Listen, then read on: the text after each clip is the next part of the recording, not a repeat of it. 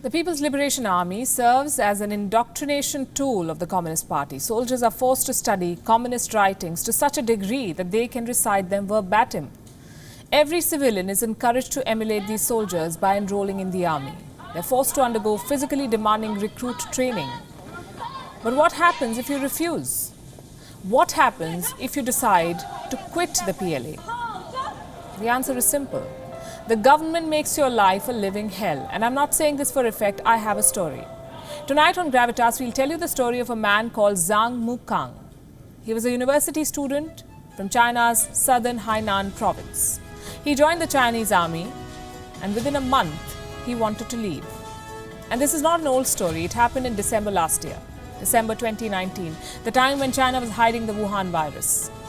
So Zhang wanted to quit the army. What happened next is a matter of record. It has been documented on the official English website of the P.L.A. The Chinese army made an example out of this man, Zhang. He was subjected to 8 different types of punishment, 8 punishments that every recruit planning to quit the Chinese army will face.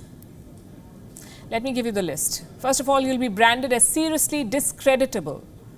They have such a list in China, the list of people who are seriously discreditable in fulfilling national defense obligations. You will be banned from traveling abroad, purchasing real estate, from taking long-distance trains or buses, from even taking loans and insurance services. All of this applies for a period of at least 2 years.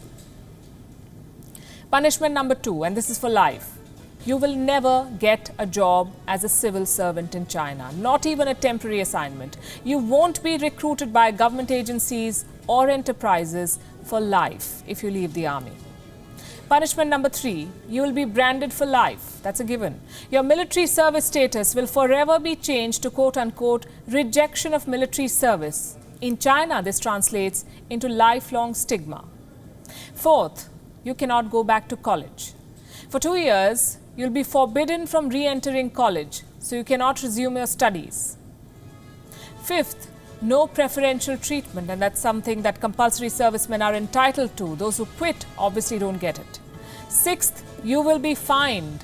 A fine of $4,000 plus reimbursement to the military worth $3,750. This is money that you will have to pay for the costs incurred during your training, even if you did not finish your training. 7th, so you won't get a government job, you cannot study further. Can you start a business? The answer is no, not for 2 years at least.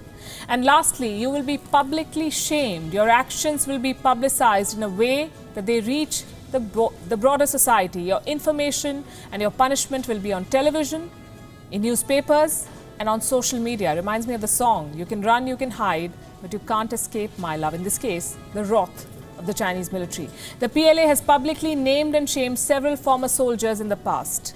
Only a few forces can be said to be as Orwellian as the P.L.A.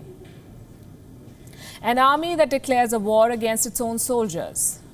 There is no liberation from the People's Liberation Army.